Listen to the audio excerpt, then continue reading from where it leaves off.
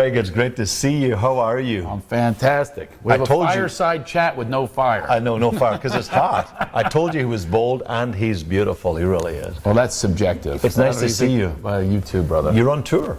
I am. I'm tired of being on tour. This is your 35 years? Yeah, it's been since high school, since my junior year of high school. Ava Tamini's backyard. That's where it all started. Since you were born. At a keg party. You've grown. You got really tall over the last 35 years. I did. In high school, I was 5'1", 92 pounds. Can you believe that? I had a little growth spurt. I actually felt myself growing. You did? Oh yeah. What happened? Where did it all go wrong? I watched it happening. It was like this. I was like, what are these limbs all of a sudden? Because you look really tall on television. I'm 6'2". I know, you really are. But I was 5'1" in high school. I won the shortest in the school award. You did? And Paul DeBlazy won funniest. And one night in Hollywood, he was in the audience, and he's now a teacher. And I said, all right, who's the funniest now? Right. And I'm 6'2". You're 6'2", exactly. So, you grew up in Philadelphia. Sometimes you can get back at the ones that, you know. Well, he was a good schoolmate, right? Yeah, he was, yeah. But he was a teacher. I'll tell you one thing. Now he's a teacher in Southern California. But I did get back at someone who didn't. I asked 13 girls to go to the prom. I was a geek in high school. Did you wear glasses? No, I wasn't that big of a geek, but I was. Because I wore glasses. Yeah. And I just didn't like it. Well, yeah, nobody likes to wear glasses, but sometimes you have to. But I did not have to because I was a geek, and all the girls would use the F word with me. You know what the F word is? No. Friend. Friend. I was always the friend. I could not stand being the friend. They would go to the bathroom with me and everything else. And that's how the Love Master developed, because they would say, Tommy's so hot, and then George is so hot. And I'd say, I'll fix you up. And I'd say, give the geek a chance, baby. Oh, the Love Master, I love you so good, your neighbor will have a smoke, baby. And that's how it all happened, because they don't want a bad guy. They say they want a sense of humor.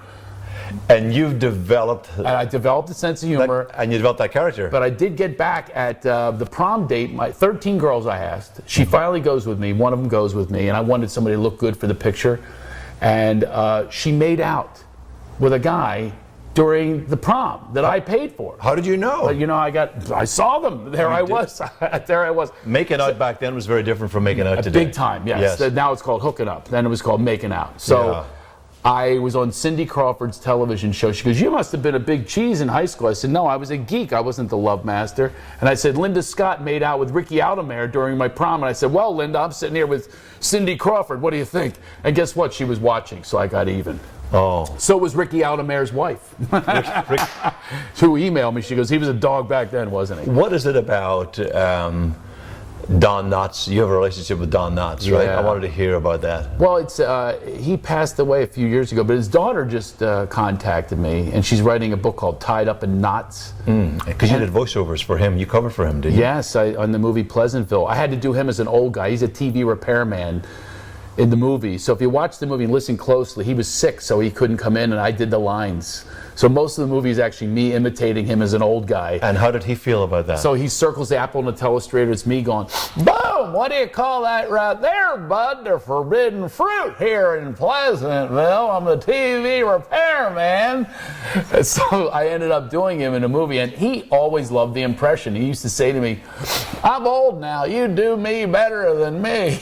How did you develop? Because I do the old Barney fight. Yeah. How did you develop this? He was like my uncle growing up, because I didn't have a dad, and my mom was away working, so I was like home watching UHF television. Are you old enough to remember UHF? UHF, yeah. I think it's the other dial that you're like a safe cracker. I vaguely remember that. You like surround the channel, the safe crack.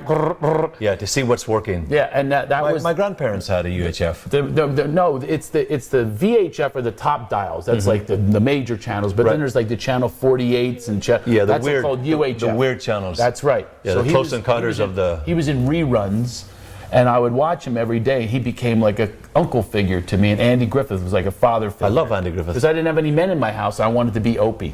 Yeah. I wanted to have that chat with Dad going, that's right, Opie.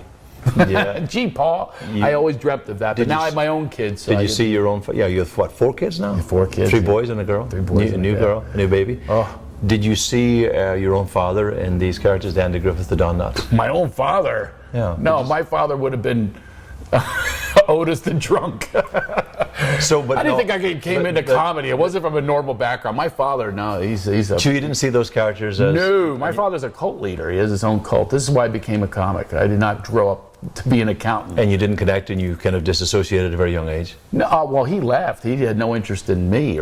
I just thought maybe you saw them as father figures. No, I still have. And maybe they were good role models. They were the good role models. That's what I meant. That's what I want. That's what I was trying to say. I didn't see my father in them at all. As a matter of fact, I wished my father was like that. I still have abandonment issues. I can't take it when a waiter leaves my table. I'm going, where are you going?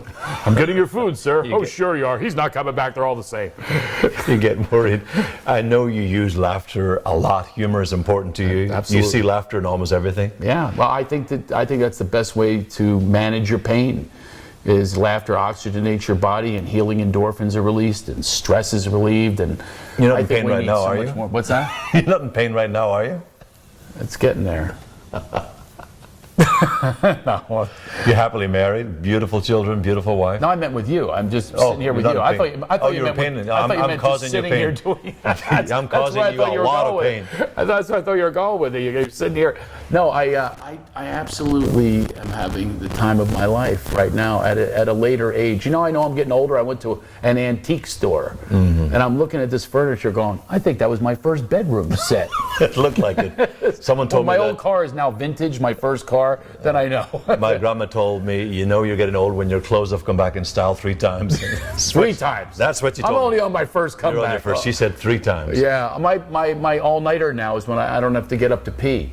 It's like, whoa, 6 a.m. That's a party, baby. That's a party. You're lucky you can sleep through the night. I had my kids a little older, but I like it that way because they're getting the best me.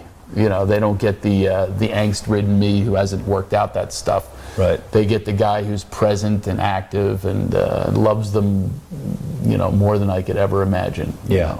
Talk about your love, joy, health, healing, and happiness weekend that you put on around the country. It's fabulous. Thank you for being there, by the way. I was at the last one. It was great. You allowed me to speak there. That was our inaugural one. Yes. Our inaugural Laughter Heals. I hope you invite me back. Enlightened. Well, we're having everyone back because it was a big hit. Really? We got the ratings back, and it was a big, big hit. And I tell you, things happened. I'll give you an example of what happened there, and you were there for this. You witnessed this. I believe in the universe and really alignment, and if you really do things of integrity, that's what unfolds and manifests. And I said, I had this big, all these speakers were lined up. And then I just said, just stay open for whatever else. And we had a little space open for, it was mind, body, and spirit, for nutrition. And guess who appears? You appeared into my life. We only met a week and a half before the retreat. And I said, leave space open for a famous comedian. Very first day, I'm walking, hey, Shoe! Turn around, famous comedian. I'm here for a wedding. I go, would you like to be part of this? It's about transformation. He goes, that's exactly where I am in my life. And then he went out there and gave an amazing speech. He was Carlos magnificent. Mencia, who's going through a very difficult transformation in his life. So it wasn't about him doing shtick and comedy. He went and did that. You did the nutrition thing. Katie did the nutrition thing. And then we had Ashley doing yoga because I wanted to have something for It was a magnificent weekend with everybody coming together. It was amazing. Michael Beckwith and Bob Doyle from The Secret. And it was a lot of my friends that I always wanted. I had in the back of my mind, I said, I want to put together a weekend of having new friends, old friends, all the people that have meant so much to my growth and my journey, all together in one weekend and have it be laugh-filled. And how about that Saturday night with the comedians? It was amazing. And magic. Thank you for that. Music. It was really great. And it was a celebration of life, and I do believe we need to celebrate life more. We need to do that. We really need to, and I'm going to put more of those weekends on. If I can help manifest that in people's lives, then I'm a happy and lucky man. Yeah, you're on tour right now as we speak. Yes, I'm mostly writing for Fuller House, though. Yeah, tell me about that. Fuller House on Netflix is a huge hit. This is a spin-off from Full House. Yes, but it was kind of cutesy. I thought it was called Fuller House because they have an even fuller house. As long as it wasn't Fuller Brush. No. Remember that? My dad sold those too. Oh, way back when. My dad was the original. And even Fuller made Brush it over to Ireland, where I'm from. Fuller Brush. I knew about Fuller Brush. My father wasn't knocking. I knew about Fuller Brush when I came to America. People said, "You heard of Fuller Brush?" Yeah, I heard about it in Ireland. Yeah. The sales reps were selling all over the world. Yeah, well, that was the first door-to-door sales, knock on the door kind of thing in the United States. Fuller Brush. My dad did that along with a million other entrepreneurial efforts, and he would pop around with a new business, and that was one of them. But this show, the guy's name is Fuller, and he passes away in a fire, and then he leaves. He has 3 sons, and the oldest daughter on Full House is now a mother of the 3 sons. Right. So it's called Fuller House. All grown up. The sister moves in to help out with the kids, and then Gibbler, the next door neighbor. And then you have the legacy characters come by, you know, like Danny Tanner and, you know, the father and Uncle Jesse, John Stamos, who also produces the show. And I am having the time of my life. You have to understand, Tony, I have been in rooms, hotel rooms, my entire career, on the road. You have a job now. It's a real, I actually have a commute. You drive the LA I have traffic. A commute. You fight the I'm traffic the only in one the in morning. that LA commute with a smile on his face. I'm so So you grateful. go there at 7:30 I'm looking at everybody else in the going, I do this every day. I'm going, this is fantastic. I feel like a teenager just out of college. So you head off early in the morning to the studio and come back I do, late and in I the have evening. a parking spot, and I have an office with a mountain view, and I am having the time of my life. And your beautiful children are sitting here watching you being interviewed. Yeah, this isn't the time of their life. They're exhausted. Watching Daddy do they're another exhausted thing that from they're eating all that dragged into. pizza. That they're dragged into. Come on over here. Yeah. Come on over here. Come here, Jackson. This is Jackson. You have 3 children, Jay, This is your television. Jay, and Jay. This is your television debut. You've been on TV a few times. Yeah. This one here is not so. This is Jackson. No, this one's Jared. This one's Jackson. This is Jackson. He just had a pizza. How was your pizza? Are you exhausted? Was it good? Did your daddy make you laugh? No. You heard it first, folks. Greg Shoemaker's child said he does that every time. My daddy doesn't make me laugh. Not only that, the other day he tells me, he goes, "You're not good in baseball, so I want someone else to teach me." I don't know where he's getting this stuff from. I said, "Who do you think taught you how to play baseball?" He was an all-star his first year. I understand. I can see how lean and fit he is. A child can sure humble you. Does your dad make you laugh? Yeah, a lot. He does. And you want to be a director, don't you? Yeah, kind of. All right. It went from no laughs to a lot. A lot. That's cool. He was great one time in Vegas, a big showroom. And I said, I'm going to bring him out here. I never thought he would come out. It was his 9th birthday. He's now 11. And I said, I'd like to bring my son out for a happy birthday. I thought he would go, no, Dad, no, Dad. He walks out into the spotlight. He goes, hello, Las Vegas. Yeah, right on. He's going to be the next entertainer. And then he you got says, your start. You already started on Broadway. Then he says on Vegas, on the stage. He takes my microphone and he goes, Dad, you know I charge $1 a curse word. After watching your act, you owe me $65,000. You did say that? He got a huge laugh. Oh, yes, you big are time. amazing. You're amazing. Well, You're thanks the for only one in the whole world that doesn't think Daddy's funny. Sadly, he didn't give me any money. He didn't. Well, we're working on that. Thank you so much for being with us. Thank you for having me and Fuller 2 of the House. Shoemaker kids. I got my own The little Shoemaker Full House. kids, Craig Shoemaker, HBO. He's been on every television show in the country. Finally, he's come home. He's got a job. Fuller House on Netflix. Watch it. It's very... This was awesome. By the way, go to my website. It's a brand new website, craigshoemaker.com. You check out everything that's going on, and hopefully I'll see you in your neighborhood soon. And you'll think I'm funnier than my son does.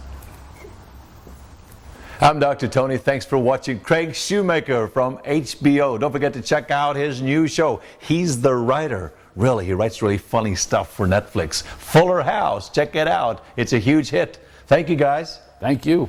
Thank you.